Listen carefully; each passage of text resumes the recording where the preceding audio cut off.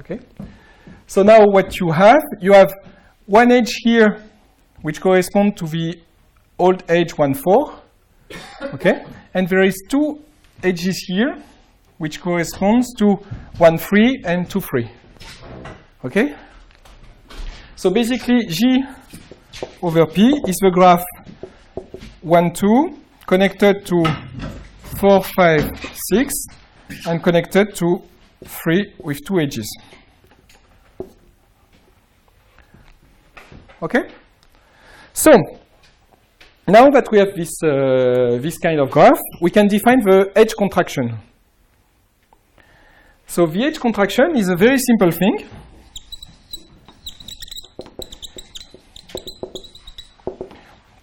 The edge contraction, so given you consider your graph, your partition, okay, and you will contract one edge.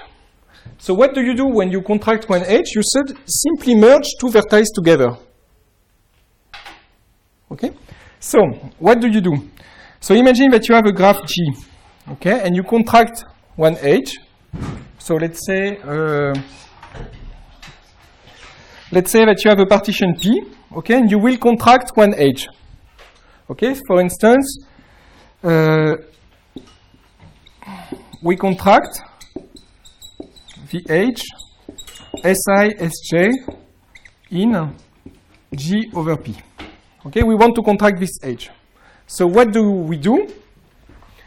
The new set of vertices, so we will get the partition P prime, which is simply the partition P where we remove Si and Sj, and we add Si union Sj.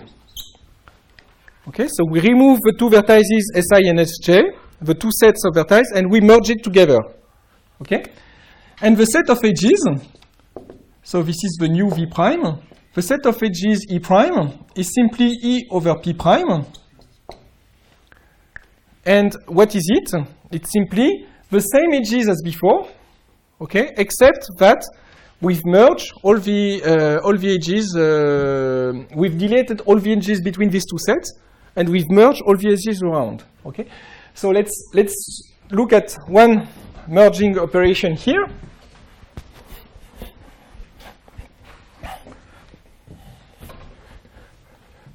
So, for instance, with this graph here, 1, 4, 5, 6.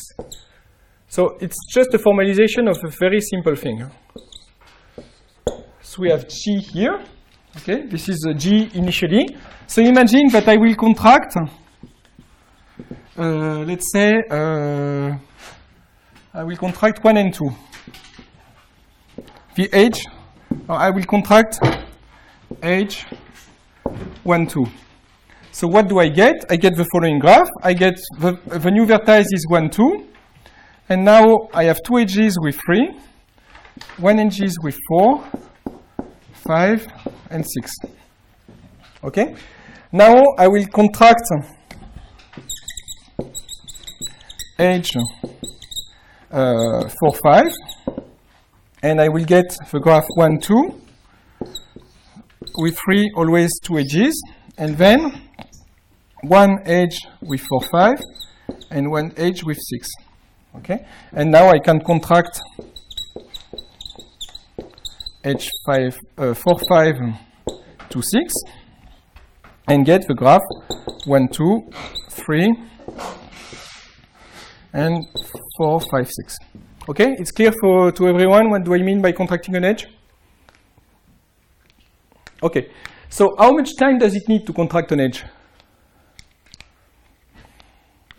Depends on how you represent the solution, but you can do that with a non-fine algorithm.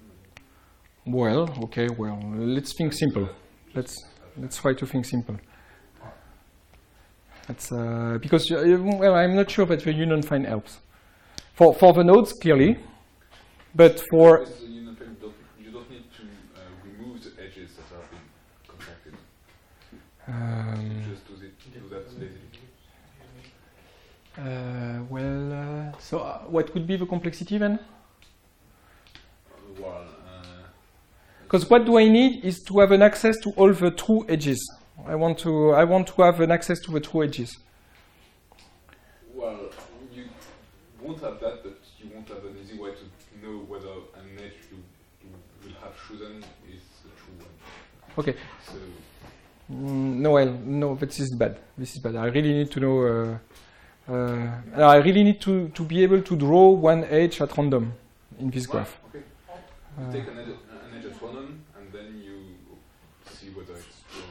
Well, no, because it will add up to the complexity. I really need. Yeah, because I will have to retry several times, and. Then you throw all the edges you have seen as four edges.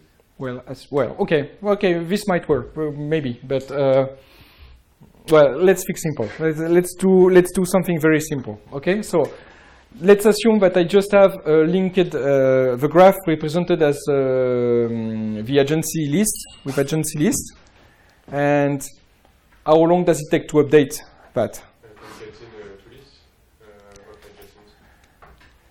So you have the vertices that you merge together, you just put them, or you can use union find if you like, but basically just concatenating the two lists is O of 1, it's good enough. Okay, and for the edges?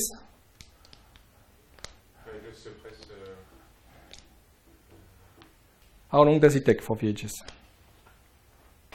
Worst case time? In worst case, you need to remove every edge. So it's of n. No, It's the number of it's the degree of the smallest node. Well, the smallest degree of the two nodes. So you let's. You have to take all the edges of one node and plug it on the other node. Okay, so how long does it take in the worst case, assuming the worst degree possible? The number of edges. No.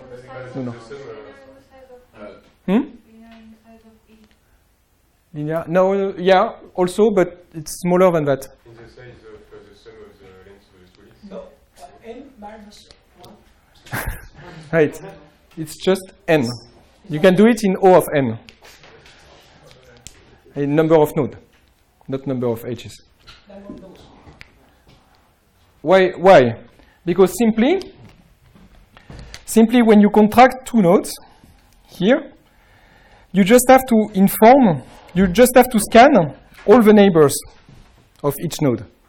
Okay? Either the neighbors are not in the other set, and then you keep the edge. Okay? And you just say that now the edge points not to this node but to this new mega node. Okay? Or it goes to the other one, and then you just remove it. Okay, so you just need to scan all the neighbors of each of these two guys, and they have at most theta of n nodes, theta of neighbors. And you might have more edges, okay, but you might have more than n edges. But what you do is that you record the multiplicity of each edge. Okay, instead of having 10 times the same edge, you just have this edge with the number 10 aside. Okay, so it takes you only n, O of n time to do it. Okay, and it takes you exactly the same time with a matrix also. Okay, if you have the matrix representation of a graph, then you just keep one column and just copy the numbers. You just add the numbers to the new column that you've created. Okay, and you just have a link that tells you that when you're there, the next column is just further away. Okay. So you don't need any, it will take you O of n. Each contraction time, it's time O of n. Okay. So you might come up with a faster algorithm, but I'm not so sure. Okay, so you can contract an edge. So why do I care about contraction? Why do I care about contraction is the following lemma. The following lemma tells you that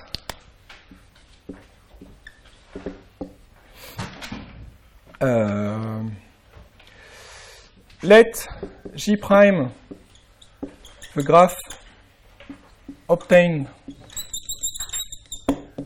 by contracting an edge in G, then min cut of